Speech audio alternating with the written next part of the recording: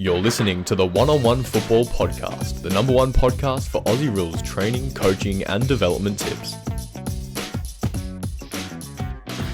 Welcome to the One-on-One Football Podcast. My name is Andrew Rains and I'm joined by my co-host, as usual, Harry Symington. Harry, welcome on board, mate. Thanks, Rainsy. Good to be back. We've got a, not a solo episode because there's two of us, but an episode without a guest, which is different, but it's good because we get to obviously discuss things ourselves, and I guess today we're going to dive into some of your expertise, particularly around finals footy, but also talk about some current affairs as well. So good to be back. No, it's good, mate. Yeah, we occasionally just put these episodes on because it's important. I think we just have a chat between us and also chat about any topics in the game. We've got a lot of footy lovers that listen to this podcast, and I think it's really important to sort of address some of the common themes, some of the issues out there week to week. We're building into finals. It's been a huge amount of press this week in particular too. So, so looking forward to sort of chatting a bit about it, mate. Yeah, totally, mate. How good is footy at the moment? I keep saying this. So Carly, my partner, she didn't grow up with following footy like I did.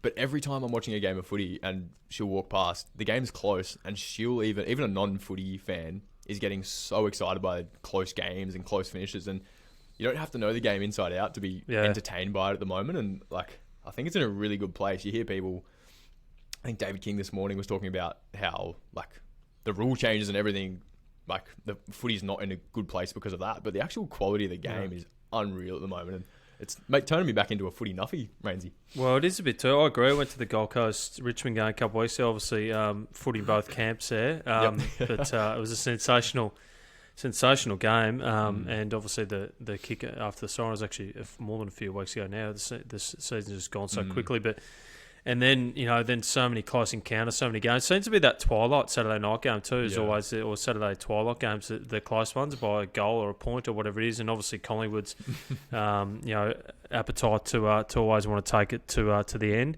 is interesting too. And I don't usually watch all Friday night games. So I usually got an early start on Saturdays and probably and trying to enjoy some time away or with the family or whatever. And I'm finding myself watching last Friday night's game against Collingwood and Melbourne just right to the end because Collingwood were playing. So there's certainly some, as you said, whether you're a footy lover or non-footy lover or avid supporter, I think it's the game's in a really good shape, which is fantastic, and I think it's going to be a great final series too, mate. Yeah, no, really looking forward to it. I think being down in Melbourne, I'm absolutely frothing it. I've been to a few Collingwood games. I was at the game where Jamie Elliott kicked the goal after the siren. It's just hard not to get wrapped up into it. And I guess that's what we're going to start the show off with today, Rainsy. We're going to go through some little segments and have a chat about some of the current affairs, the teams and the players that are impressing us and not impressing us as well. Just for our take, for the people out there that are obviously interested in this. For those listening back, we're the third last round of 2022, if you're not listening to this the week after we launch it. So the first segment that we've got, Rainsy, is called The Real Deal. It's basically which team are you impressed by the most at this point in the season. So I'll let you kick it off, mate. Who's your real deal? Well, I had them at the start of the year probably sliding down the ladder a bit. I just thought they had an ageing list, but they never seem to cease to amaze me. Geelong, I think. They're just an incredible footy club. I hated the club playing against them, and that's probably why. That's probably because they always used to give us a nice touch-up for whatever team I was playing with, Richmond, Brisbane or the Suns. But you've got to admire them as a football club, and obviously some of the players they've got. So I think they're the real deal. I think going into most final series over the last couple of years, I've always said I just don't know if they can win it. But even this year, I didn't have them probably. I didn't do a top 8 this year at the start of the season, but I probably had them around about sort of that, anywhere from sort of 6 to, I had them just sliding a bit from, they usually make most prelim weeks. I had them sliding a bit sort of down from 6 to sort of even 10th, but they're incredible. They're playing an incredible brand of football at the moment. And you got to hand it to it's obviously a combination of their high performance department and their coaching department as well, but the way that they've managed their older players throughout the season, resting Selwood, resting Hawkins, resting Dangerfield when they, before an injury happens, I reckon is, not only has it helped the older players get through it, but they've brought younger players in to fill really big boots in that sense. And all of a sudden they go into the final series, and if Dangerfield goes down because of his calf, they've got players that have already filled his role throughout the season. So I think like you've got to give credit to the way that they've managed an older list and still be playing such good footy, even though the list is so old. Well, I think the other thing they've done too is they've changed their midfield up, and I think that's where the knockers were coming into it, saying or the criticising him, saying that it was Selwood and Dangerfield for so long, and now they've been able to put in different types of midfielders through there and put those guys out to wing or even a flank is really improved their team. But who's your real deal, mate? Yeah, so I'm on the Collingwood bandwagon big time. Why? I've got a few reasons. So first off, I'm just getting wrapped up in it. They're so watchable, whether it's on TV or whether it's at the ground. They're so watchable.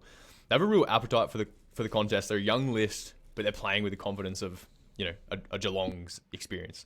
But they're also adaptable, and I think the people that knock Collingwood are saying that their percentage is too low, but in finals, percentage doesn't matter, right? So if you're in front at the end when the final siren goes, that's all that matters in finals. And I think Collingwood have had such good practice at adapting to situations to make sure that they finish in front when the siren goes. They probably could have changed tactics and maybe won by more and won by 5 goals in these games where they're winning by 1 or 2. But I think they obviously know when they're far enough in front in order to win the game, and I think that is probably what's going to hold them in good stead for finals. And aside from that, they're just really, really watchable. They defend well, they attack well. They tick all boxes for me. I think they've got nothing to lose really. Whereas maybe there's, for example, if you compare them to Geelong, who are obviously the best team at this stage, Geelong have players that if they miss a final series this year, that's at this stage though, isn't it? We're talking 6 weeks 100%. out from the big dance, the last dance. And but yeah, so okay, so you think they can win it? Absolutely. Wow, that's a huge. Yep. So what were they last year? 14th, 17th, I think. With Craig McRae. Second last to second. So Craig McRae's got the gear. He's incredible. I had 5 for a couple of years, and I got to ask a few questions about how we go. And again, I wasn't probably privy to the work he's done over the last sort of 6 to 8 years. He was a development coach when I had him, but he's a relationships man. I think that him probably 10, 20 years ago probably wasn't that head coach role, but that type of he's a teacher, or teaching background, educator, really good people's person, and doesn't surprise me with the way they're playing. And we've got a lot of other things to there's topics to touch on, but I just want to spend a bit more time on the real deal topic to start.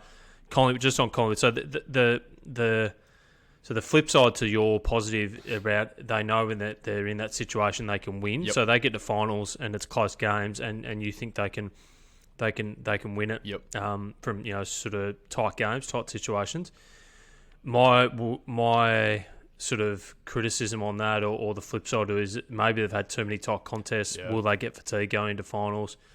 We don't know. That's just a devil's advocate. So. I reckon in an ideal situation, if you wanted Collingwood to be the best prepared they could be for finals, I would say it would be good for them to lose 1 or 2 close games, because they only know what works in close games. They haven't experienced they haven't messed it up yet, which shows that they're doing well. But it also means if a curveball comes at them, maybe they aren't prepared. So this weekend against Sydney, if they lose massive game, isn't it? If they lose a close game, I'd almost say that they're better prepared, which is a bit of a strange thing to say, but. One other thing with Collingwood as well, and I really like this about their personnel, is that they've got a really good mix between players that are consistent role players, and if you think in dynamic systems, whether it's the human body or a team playing football, you need a combination of consistency and adaptability. And I think they've got role players like Maynard, Myercheck, even Hoskin Elliott, and Pendlebury's playing more of just a do your role sort of job at the moment. And then on the flip side, they've got the Ginovans, both Dacos boys, Jamie Elliott, these real X factor players, and I think Sidebottom, even Sidebottom's consistent as I don't think a whole team of Jamie Elliott's would be effective, and I don't think a whole team of Myerchecks would be effective, but the combination, the balance that they've got right now. You said Craig McKay was a people person. I think if you did their personality profiles as well. Going back to throw him in there with all the stuff he's been. But he can't perform without the reliability of the other players. Yeah. So I think that's another thing that's another box that they tick in my mind, is that they've got the personnel right. Their system's great. They come forward, defend, it's one of the best in the comp. And then they can score fast. So I think the personnel's there. I'm on him. I just want to see him. I just love watching him play. Yeah, so sure. Well, time will tell, won't never it? thought I'd say that about Collingwood, but yeah, love watching him play. Beautiful. So real deal. We've got Geelong and Collingwood. That'll be a nice grand final. But moving into our next segment, Rainsy. So this one's called Not Convinced. It's basically which team do you have question marks over at this point in the season? I'll let you kick it off. Yeah, I'm going with Brisbane. I think, and again, I'm a big Brisbane fan. Clearly, have followed them for a long time since even departing there, and got a soft spot for them. So I want us to really see them go. Well, at the start of the year, I reckon they were the ones who were going to push Melbourne, but it's amazing what sort of 12 weeks can do. I just think they lack a bit of aggression and a bit of mongrel and a bit more depth probably in their midfield. Just not convinced on them yet. I think they're thereabouts. If they can get a good run into finals, who knows? But I'm not saying they can't do it, but I'm just not convinced, and that's probably the perfect topic to. I mean, there's a lot of teams out there you're not convinced of, but let's be honest, focusing on the sort of top four, top six, they're probably the ones at the moment. Yeah, I had Brisbane as well. I don't quite know why, but I just can't. It just doesn't feel like a brand of footy that can beat Collingwood, Geelong, Sydney. Like I just can't see it for some reason. I was actually watching a footy show the other night, and they were looking at Harris Andrews, for example, who's probably he's one of their best players, multiple All-Australian, and I think he just wasn't competing. He was just letting players lead up on him. And I don't know if your best player is doing that and getting away with it week after week, and they're talking about defending better and they're not. I don't know, that. There's got to be drastic change, I reckon, for them to really take it up. Like Geelong will walk all over them, I reckon, if they're if they both play how they are at the moment. But I think I've got question marks on them as well. But in saying that, they got a big game. Is it Richmond this week? Oh no, who have they got up in the Gabba? No, they're Richmond. I think who they got? Oh, Melbourne. Yeah, that'll be big. That'll be a good one. Might shoot up the M1 for that one. Yeah, it's tonight, isn't it, Ramsey? Friday? Might be. No, hang on. I have to check that one. I have to do a bit of a fact check on that one, mate. But no, I tend to agree. Obviously, we're both agreeing on that topic, but be really interesting to sort of see. I mean, they've got some winnable games moving inside. Even that Melbourne one, if they can win that, and that gives them a lot of confidence going to finals. Yeah, so they've got St Kilda this Friday night, and then next Friday night they've got Melbourne at the Gabba. So if they can win those two, again, it's just that it's just not convinced. Just don't know which way they're going to go. So just watch this space. Yeah, and that segment's more of a question mark than a cross. So we're giving Geelong and Collingwood the tick, question marks on Brisbane. Hopefully they prove us wrong, and we get a good final series from them. Now this next one, I'm looking forward to this segment. So this one's called Binoculars, and it's self-explanatory. Which player have you got the binoculars on? Who are you impressed with at this point in the season? Who do you really enjoy watching, and then why as well, Rainsy? Well, we're focused on a few of the top teams. I'm going to focus on the team that's probably just going to miss finals, and that's Port Adelaide. And their gun player over there is, he's an exciting player. When I first saw him come through the under 18 ranks, and he was obviously a high draft pick. But Connor Rozee, since he's gone into the midfield, he's a star player. I just love watching him play. Look, he's a beautiful, smooth mover. He's that perfect prototype AFL player now. Since unleashing him in the midfield. He should win their best and fairest this year, whether he goes close to All-Australian, not too sure. Could have pulled out a few players, but I just wanted to focus around that sort of middle part of the ladder and what players sort of been going well in a tough year. It's sometimes good to highlight players that have been going well in a really good year for their team and been winning most games. But no, he's been really good when they've needed him to stand up. So he's gone to another level, and looking forward to watching him sort of progress over the coming years and being a genuine superstar of the competition. Yeah, I couldn't agree more. He's an absolute star. I reckon if there's midfielders out there that want to learn how to, like you mentioned that he's a smooth mover, he's explosive in 360 degrees. Like he can move sideways pretty much just as fast as he moves forward, which is valuable but also rare. And I reckon if there's something I noticed about him actually is he's not afraid to explode the wrong way. Like he'll get the footy in traffic and just run as fast as he can. Drive those first 3 steps toward the opposition goal. But most people will sort of do a half U-turn or something. But his main focus is just get out of traffic, and he's so good at that. He's so slippery. He's great. Good player to watch for. Shea Bolton. If I could go to, probably missed him. Shea Bolton's probably the one too. Yeah. So probably don't need to spend too much time. He's an out-and-out superstar. Better than Dusty. He's probably not yet, but he's I don't know if he ever will be because he's probably a bit more sort of burst player, but. He's an absolute star. It's been great to watch him this year too. So who's yours, mate? So I've got Chad Warner from the Swans. I went down Good to choice. I went down to Marvel Stadium the other day to watch North Melbourne play Sydney. It was a bit of a smashing, but I enjoyed sitting there on the wing and having a look. And so I think I really like players that can run and kick. I think that is a deadly combo, and especially since that stand rule's come in, you can't be a midfielder anymore and just be contested bull. I think you now have to also have speed to get out of the contest, and then you have to be good by foot because you're going to end up in situations with space uncontested as well. And I think he's good in the clinches, but he's an elite runner, he's an elite kicker, and he's starting to hit the scoreboard. I think he's like 21 or something. He's kicking 3 goals and having 30 every game. And I've got in my notes here, if he was in Melbourne, if he was playing for a Victorian club, he would have the same level of hype as Nick Dacos does, I reckon. I'd honestly think that. He is going to be an absolute star of the competition. He takes it on, he breaks lines, he's a goal-kicking mid. I reckon he's got the same stats as Bontempelli, you know, what you expect from Bontempelli. So Yeah, he's been terrific. On the Chad Warner bandwagon. Agree with me. So the next one, mate, just moving to a dragged segment. So which player do you have question marks over at this point in the season? We'll start with you, and then I'll let you know which one mine is. Yeah, so I've picked up a few from that game I went to at Marvel. So Jaden Stevenson from North. Now, not for the reasons that he's been in the media. I think those were some lapses in concentration and whatnot. So it's well documented that what he did on the weekend. But he just from what I saw, like even just setting up around the ball, off ball when the ball's gone out of bounds, he does not look motivated to win or contest. And like it's not even when the ball's in play. He just looks disinterested. And you never know what's going on outside of footy and any of that. But I think I'm reading a book at the moment, Good to Great, really popular book by Jim Collins. But they talk about how in a good team, you shouldn't have to motivate people. You want self-motivated people that do that themselves. Yeah. And I look at Jaden Stevenson, I compare that to Connor Rozee or Chad Warner. Rozee is not playing in a team that's winning every week, but like he's got hunger to win. And like I just think if you're at North Melbourne, I just don't think that should be the job of a coach, is to motivate someone. It should come intrinsically. And I think there's some question marks over him at the moment. But who have you got, mate, for your dragged segment?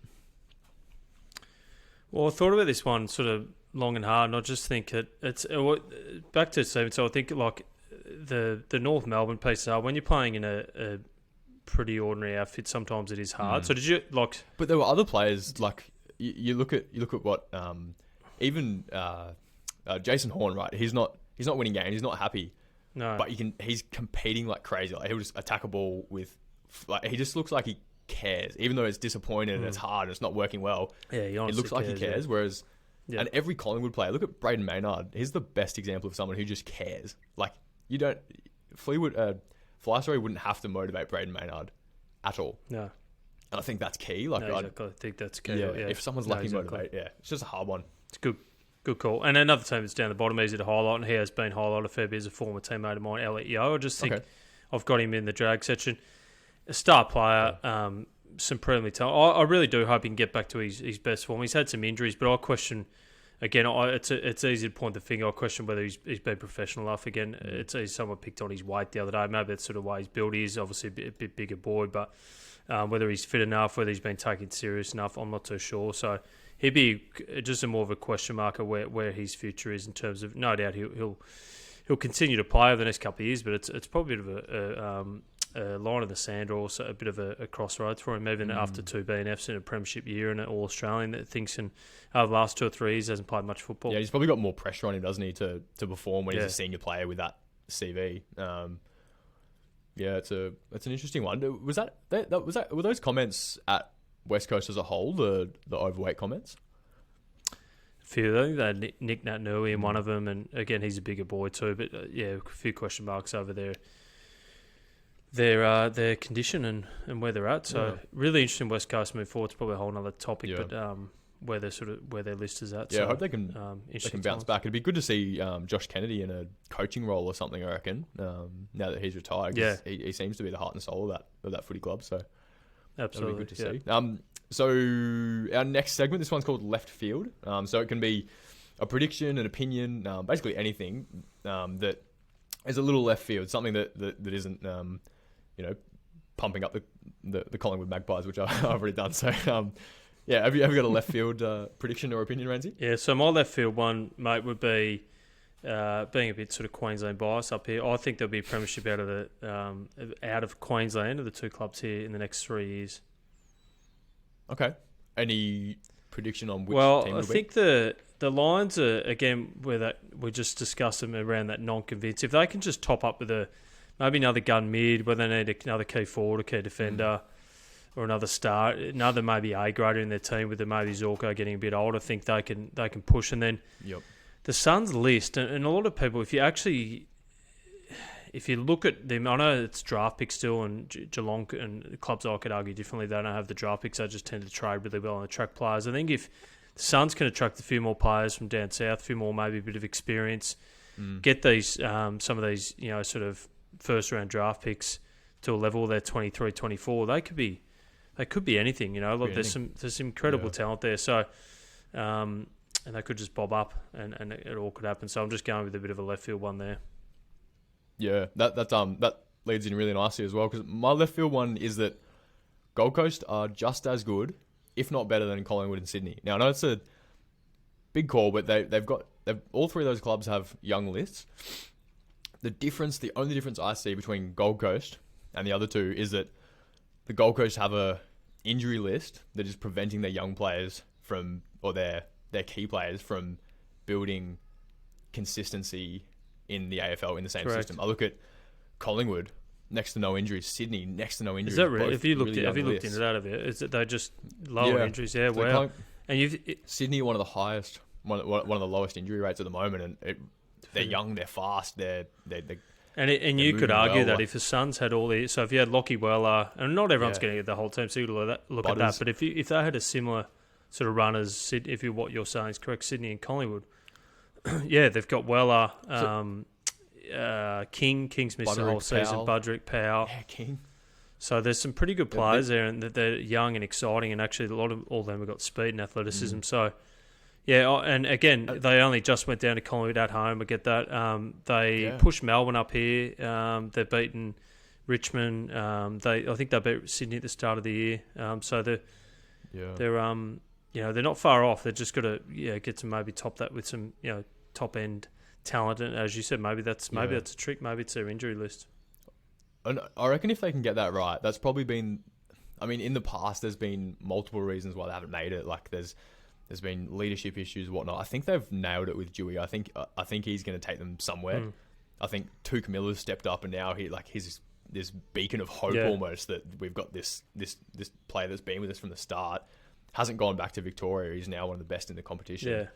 Their leadership's good. Their system looks good. I just think and in terms of game style, I would argue that their ball use inside 50 isn't great, and that their contested players are awesome, but I don't see Noah Anderson and Matt Rao, for example, being as good a ball users as the three half-backmen that are injured. No, You've got Lockie Weller, Connor Buderick, and Will Powell. They're probably three of the best ball users, bar Tuke Miller, I'd say. And I feel like that's the missing link at the moment. If they can get through next year, injury-free, I'd be... With King back as well, I reckon they're going to... they're going to be hard to beat. Yeah. And then I've got one other left field, which is a little bit... It's something that I've just noticed lately. Not lately, like in the past maybe year, 2 years. I hardly ever see Dyson Heppel hit a target. I think he's one of the worst... This is a strange call because I think he's a ripping player, but I reckon he's one of the worst kicks in the league. There you go. Be interesting to see his efficiency, but I agree. I don't think he's a beautiful, polished kick, but that's an interesting one, mate. Probably wouldn't have thought of that one, so there you go. I reckon in this game, like we were talking about with Chad Warner and Connor Rosie, I reckon midfielders that can't kick or that are really good at, or that rely on hat kicks out of stoppages, I reckon they get found out a little bit more these days, whereas they used to be, they could sort of get away with it. So that's a bit of a bonus. Left field. And then the next one, so we've got footy investors, Rainsy. So which player or team would you buy shares in right now, hoping for massive return in the next 3 to 5 years? I don't know if it's a team. I'm going to go a player, and it's not an easy one again. And I'm sorry for our listener out there, but I'll obviously watch a bit more of the Suns. just finished working with them obviously late last year, but and I think the competition, as you mentioned before, has come to love him and know how good he is. Tuke Miller, I think he's in his prime. The next 3 to 5 years is going to be incredible for him. I would be just jumping all over him. He's an incredible leader. He's probably been the most consistent player in the competition over the last 2 years, and that's a fair rap. So I'll be jumping on him. Yeah, I couldn't agree more. I think he's an absolute prototype for players who want to not only play midfield but also know how to be professional as well. He's a good role model. I've got shares in a very young player, another Queenslander, but playing for the Tigers, Noah Cumberland. I think a lot of skill. Obviously, a good footballer can kick it really far, but I think the most important thing is he looks like he cares. Like I go back to that the game after, I can't remember who they're playing. The game after they Fremantle. lost the close one. Yeah, against Free. Even that last little smother to turn the ball over inside 50 and ice the game. Little things like that. He just looks like he cares, and similar size, similar skill set to Jaden Stevenson, but I think the care level is just massive in Noah Cumberland. So I'm buying shares in him.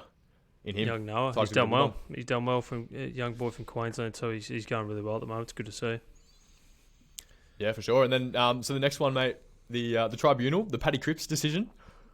Should he have gotten off? I think it just undermines the whole process, doesn't it? Whether you agree with it or not, going from 2 weeks to nothing's a fair jump. And I actually read the article this morning, and there's a bit of fine print or in the legalities of it all about whether he actually in the first appeal. They actually didn't cover off on whether or ask him the question on whether he intended to bump or whether he was bumping. So they brought that into it, and then it sort of overturned a few things. So legal terms, there was probably room to be able to sort of undermine it a bit, but that just puts our whole process and match review system into a bit of jeopardy. So I think he probably should have copped the weeks and done the time. Yep. Yeah, right. I've got a different opinion. I reckon I agree. I think the legal side of it seemed to be a bit of a roundabout. I'm not sure if the impact of the damage was done from actually Cripps hitting Archie, or if it was or if it was the whiplash that Archie got on the ground. And I don't. Is that I don't know the technicality. Yeah, but you could argue. Yeah, it's a hard one, isn't it? Because you could argue that he forced him to. Yeah, it's a duty of care. Because it's careless. In a marking contest, careless. Yeah, this is the part that I can't wrap my head around. Because in a marking contest, if you fly for a specky and knee someone on the shoulder/ear, and then they get crunched and whiplash on the ground, there's nothing. They don't get suspended. You're probably right. But then they're saying it was unintentional, so that's unintentional. The same sort of thing in a marking contest, isn't it? So it's a tough one. It's doing my head in a bit too. So I won't spend too much time on it because it's been a big week, and that's what I was saying before in the media. It's been everywhere. So. I just thought the consistency of it all, he probably should have missed. But I'm a Paddy Cripps fan. I'm rapt that he's playing. So it's gonna make the footy really good from a Carlton point of view. Absolutely. So definitely happy to see that. Now, just the last segment before we move into a bit more information around player development. Finals predictor, mate. Who have you got for the premiership runner up in Norm Smith? Well, I haven't gone that far into predicting that. I'm still trying to get around. I'm trying to pick in the grand final, but I think it's going to be, again, ask me in 2 weeks, will probably change, but at the moment, it's probably a Geelong and it's probably, my head says Geelong and Melbourne, but then my heart's saying something about Sydney, so Geelong and Sydney. Nice. Yeah, so it's probably out of those three.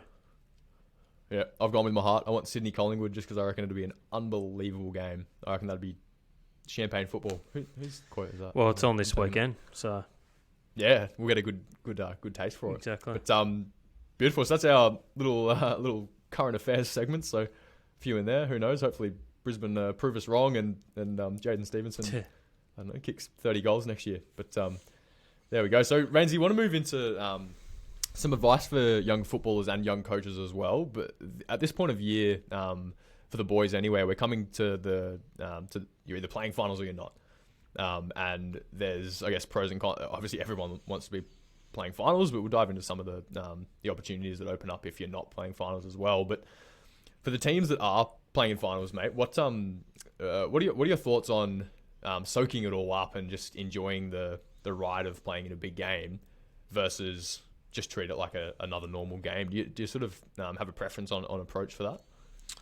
Oh, I don't buy into the just treat it like any other game, because it's not, and you actually know that yourself. So I reckon, that soaking up part, actually really enjoy it. Get out of bed in the morning knowing that you're playing a final at any level is just incredible. So didn't play in too many myself, mate. Obviously my junior days, and I won one grand final at Palm Beach Footy Club, and those things you never forget about. I think your junior victories are grand final wins, if you can get one, are incredible, and mates for life. And so a lot of our junior listeners out there and our coaches, I think it's just an incredible time to be able to soak it all up and treat it a bit differently. Treat it, don't treat it differently in terms of changing too much, but treat it differently in terms of getting up and excitement and energy at training, and should be running on top of the ground. Springs in the air. It's exciting. Yeah, totally. That's a good. I didn't know that, but if you can have an AFL career and the only grand final you've played in is local footy, mate. Like, doesn't matter where you are, like, soak it up, like. Just stand in the middle of the ground and Absolutely. take it in for a second. Yeah, I'll never forget it. So it's incredible. Soak it all in. Soak it all up. Unreal. And then in terms of I guess we all think, not all of us, but preseason is related to development, and then in season's all about matches, and development takes a backseat typically. Now, I know we're trying to change that, and we talk a lot about keeping your skills going in season, but finals footy, like, should players be focusing on development? Should they back off on that and just try and stay fresh? Like, what's your take on continuing to improve throughout finals, which is probably something that typically takes a backseat? Yeah, I'd say continue to improve it, as long as it's not taking too much toll on your body or anything like that. But no, continue to improve and push yourself and challenge yourself. And again, back to what I said before, you're changing your mindset, knowing that you're going into a final or final series or whatever it is, but you're not changing the way you go about things. So if you're continually trying to get better each week, obviously you're going to continue to get better at training each week too. You ask blokes like Simon Black and guys who've had on the podcast before that are incredible finals players, I think they'd answer the same question. So for young players out there, I think just focusing on trying to get better each week, but again, not going over and above in terms of wearing yourself out. It could be an extra recovery session, or it could be some extra touch or whatever if you're feeling like you're lucky in that space. So it's trying to get you better each week, and if those sort of 1%ers can get yourself up for that, I think that's the mindset you've got to have. For sure. And it's low hanging fruit, isn't it? You can do as much off leg skills as you want, really, and still improve. You don't need to go and do a preseason running session. No, but exactly. You might have an opportunity to improve your skills, where an opponent might not, and that's where you get your edge. And then, so mate, now talking to coaches, we've got a lot of coaches that listen to the podcast. So, do you have any advice around how to handle finals, how to manage your players in finals? What's your I'd be saying the sort of similar thing. I'd be changing in terms of your motivational themes and things like that. Showing some videos if that's if everyone's on sort of a WhatsApp group or Facebook group, whatever it is, send them some some motivational things about finals footy or preparing under pressure or what it's like. I think you can draw from it so many inspirations in different sports that sort of players can sort of see. So don't be afraid to sort of use that. Different things maybe on the training track, whether it's shorter, sharper, and a few more another meeting at the end and walkthroughs or whatever you want to just try and tie over to get them thinking in that headspace. And in terms of game day, that's probably when you don't change too much. You just go about your regular game, whatever's worked during the year, and to get you that sort of place, to get you to that position you're in. So changing a bit of the motivational stuff, playing with some different things in terms of that, but then not changing too much game day the way you go about it. Totally. I remember I don't know if this is helpful in finals or just in normal time, but I used to really enjoy little like handball games and stuff that were competitive. Like you don't have to do a tackling drill to practice your competitiveness. You can almost do like a little, tools versus midfielders, exactly. Sort of like handball game or something. Yeah. I reckon that's a great way to get everyone up and about. Absolutely. Where they could be nervy as well. Yeah. I remember all those games we did at the Suns. I used to even some touch footy or soccer or what, so something different times early in the week just to get yourself going and that competitive nature and brings out the best. So yeah. I know I'd sort of go into my shell if there wasn't something like that on. Like it sort of, you can let it get to you. And then also just in terms of performing under pressure, I'd highly recommend that anyone who's listening go back and listen to our last episode of the podcast with Dr. Phil Jauncey, about an hour and 20 minutes on how to perform under pressure and what your mindset and your actions, how you can optimize that for performing under pressure. So recommend that one. Now, Ramsey, for players who aren't playing in finals, probably thinking toward next year now, what are the opportunities you see if you've gone through the season you haven't made finals? Is there an opportunity, or is it all sad? Oh, a massive opportunity in terms of being involved in the group. So, like making sure that you can be in and around your group, and whether it's running water or being involved in sort of stats or sitting in the coach's box or just being around your mates is really important. The other thing in terms of your training, if you're just starting your rehab or you're at the end of your rehab and you just can't quite get up or wherever you're at, you've had your maybe couple of weeks off during the year. I'll be starting my pre-season now, and that might sound a bit funny, and you should be that eager and keen to get into it, and you get back to training in November or December or January, you're up and running. And I remember one of the best pre-seasons I ever had. I think I started my actual pre-season in August. I was done for the season and I was ready to go. I had a couple of weeks off during the season and through injury not playing, and I was sort of bitterly disappointed about ending the year abruptly, and then sort of started to make some gains while others were still on holidays or taking a couple of weeks off. So that's the attitude I'd be having, and that's not going over and above, and it's going over and above. It's not going ridiculous, I should say, and with no tact around what you're doing or no process. I think you still got to have that, but just probably getting out there and getting into it nice and early and starting your pre-season nice and early. Yeah. You got a couple of months on the players Absolutely. to go through and play in the grand final. Even if you're a team that hasn't made finals, like probably the same philosophy probably. Yeah, applies. well, I've seen a lot of teams. I've missed a lot of final series as a player, and you probably start back a bit earlier, and you're sort of really motivated by getting sort of 8 weeks in before Christmas, where the other teams might only get 4 or whatever it is. So, yeah, very very good point. Yeah, so there's a real opportunity out there, guys. So take that one with both hands, and then. Rainsy, so moving into the off season, let's say someone has started their pre-season a little bit early because they want to get the jump on their competition. There's some things that you can't work on when you go to train by yourself or train in the off season. Like you can't do match sim or that kind of training. But what can you work on? What do you see as the low hanging fruit for players who are in that period of the season?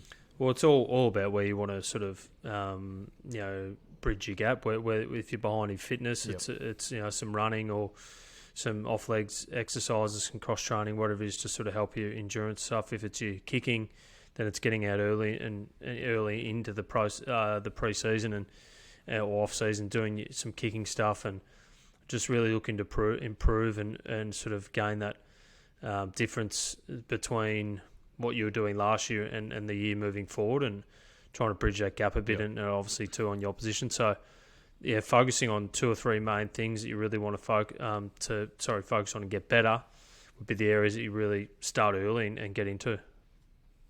Yeah.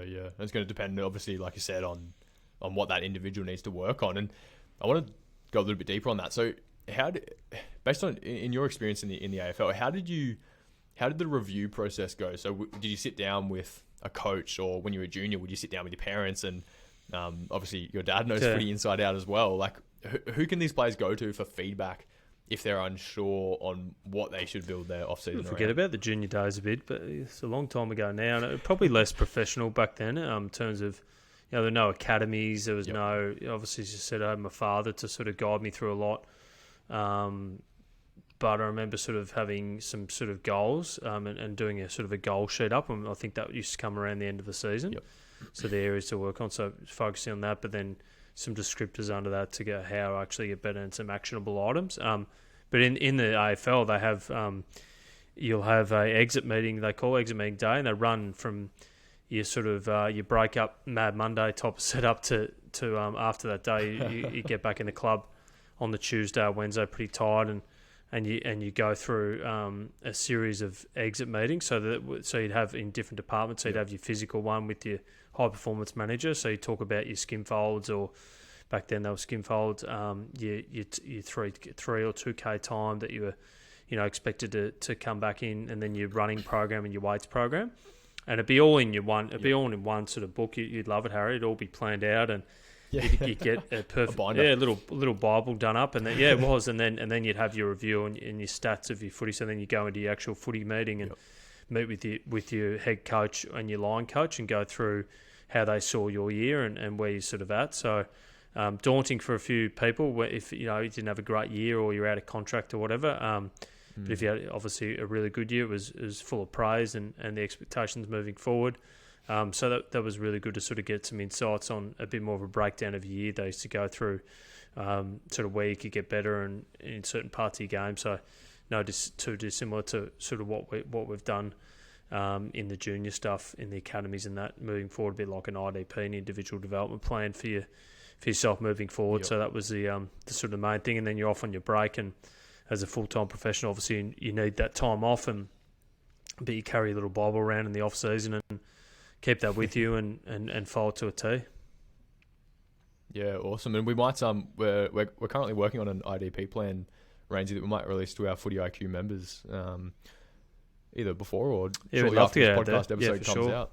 Yeah, we might get that out for the listeners. So if you finish the season and you're wondering, and you want to do a review, maybe you can take this template, sit down with your coach, sit down with your parents, fill it out yourself as well, and see if you can figure out what you want to work on, and then that can really drive your pre-season. I want to say something as well. I think obviously I'm into my S&C and physical performance. I reckon if you've gone through the season and you're feeling and you get injured or you get lots of niggles and they're really holding you back, or if you find that you can't, or your fitness isn't good, like, it takes a while to build up elite fitness and it takes a while to build up heaps of strength. But I think there's low-hanging fruit in terms of how you run, running technique. And I say it all the time, but I'd always encourage someone to go and get a running coach to help them move more efficiently. You don't have to increase your lung capacity to move more efficiently, which in turn will let you run for longer. Same with speed, same with reducing injuries. So that's a good point, isn't it? 2 cents worth is go and get a running coach and learn how to move. You'll be like Connor Rosie, mate, flowing through the midfield. Yeah, exactly. Yeah, gee, that'll be all right, wouldn't it? And then Rainsy, so coaches whose teams have not made finals, where do they put their focus at this time of year?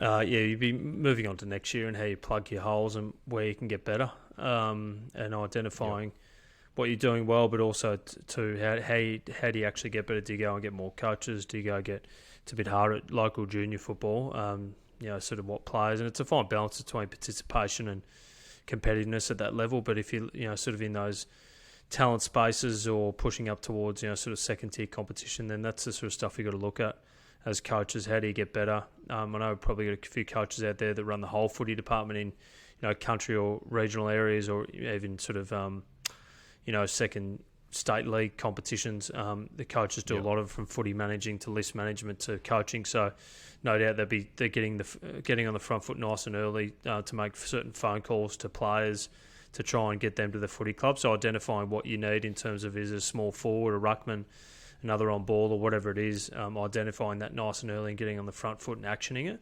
And then also a bit of time to self-assess yourself in terms of another sort of IDP approach with a coach. How am I actually coaching at the moment? We've got coach mentoring available via our platform and our system, so a good idea to maybe book some of our experienced coaches in for to maybe analyse some certain things in what they're doing, or ask questions how they get better. So investing some time into themselves, a bit of PD stuff. How do they actually get better? Because there's a lot of volunteer coaches too out there that coach at local footy and actually want to get better. So I'd be highly encouraging them to really invest in themselves, not only just the team, but in themselves over the off season.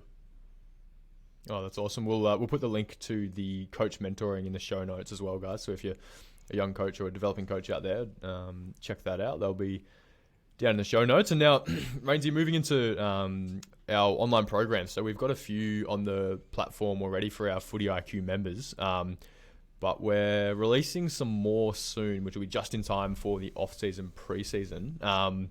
Did you want to give a quick overview of what our goal is for this? So we're just putting a few programs together, again, without spoiling too much, but putting together a series of programs on our Footy IQ platform to be able to link in to provide you guys, again, some of you guys are out there listening to some of the stuff we're saying today, and it might be saying, oh, okay, well, that's my area, I've got to work on my kicking over the break, and we're going to design something along, let's use kicking for the example, to give you a program to use with your coach. Might not be coach through the off season, but might be your dad, your brother, your sister, whoever that can sort of partner or go and do a bit of coaching with you, or sort of partnering with you, I should say, training, and also yourself if you're on your own occasion down the park or whatever you're doing.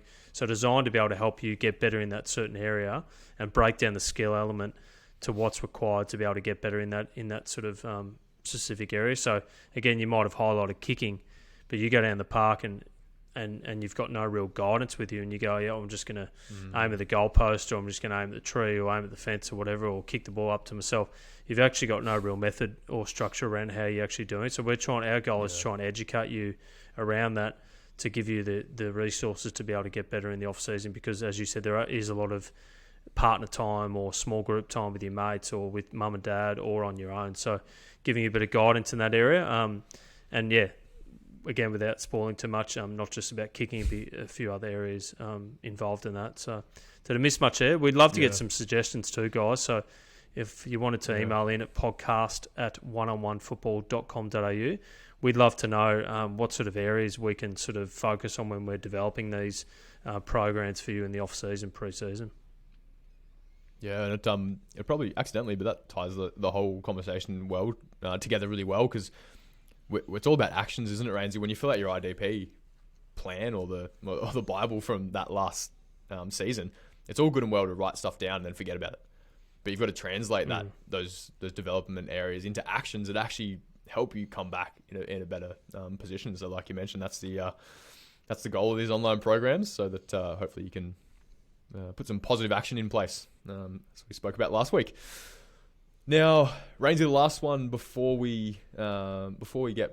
second last one. So we've had a program running for 2 months now up on the Gold Coast with yourself called Breakfast Club. Let's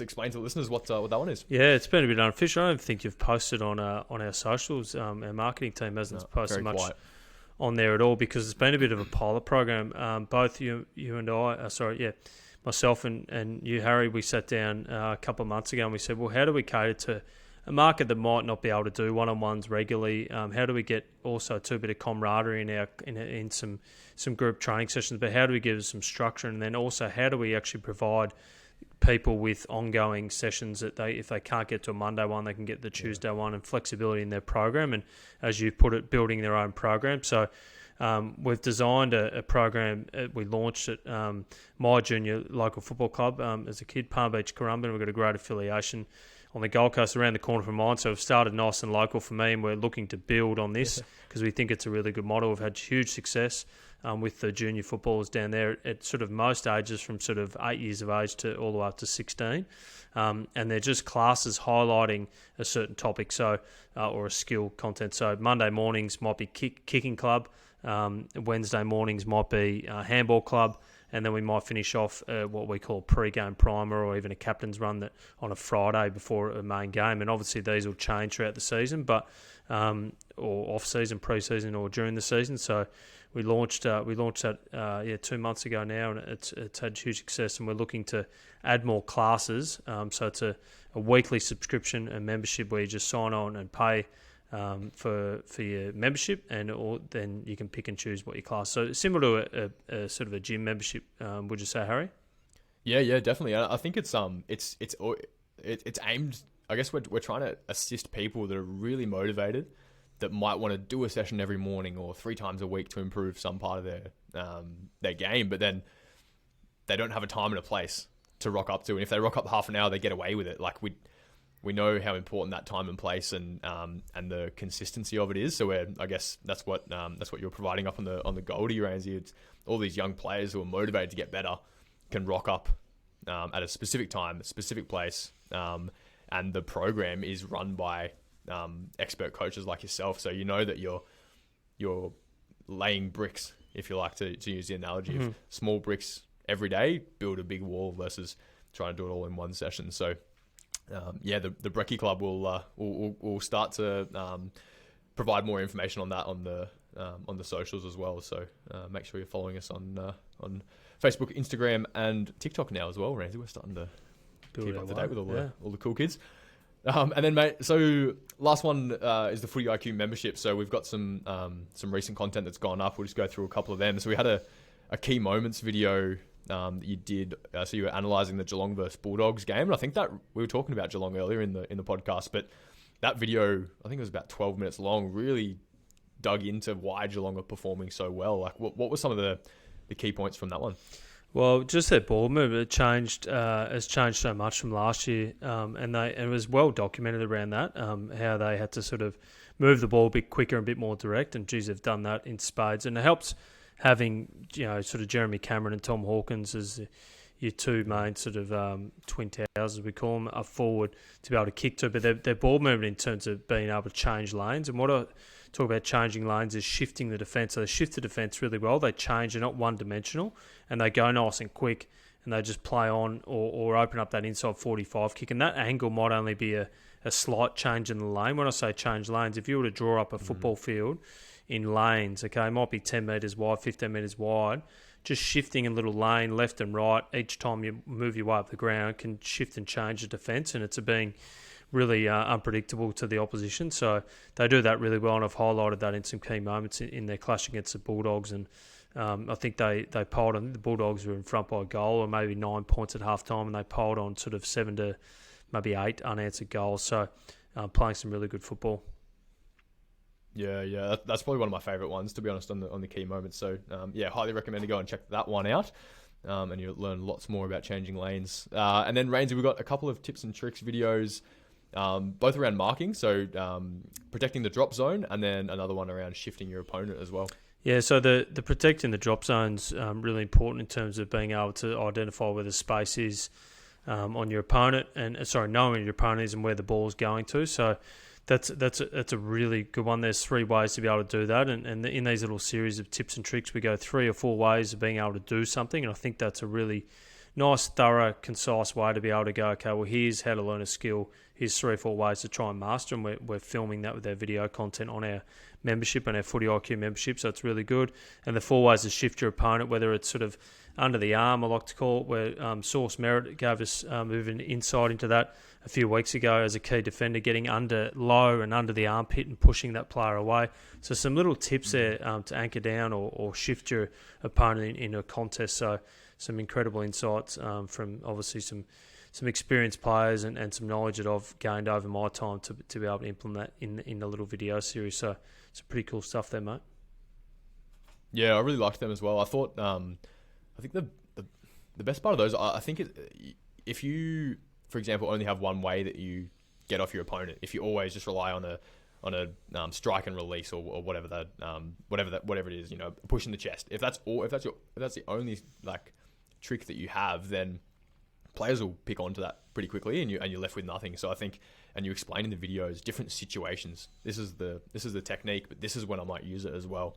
If I've lost front position, or if my opponent does this is a trick that I can do to either protect the drop zone or get off your opponent. So I think lots of gold in there. And then, mate, we've got this was a fun little series to film. They're all out now.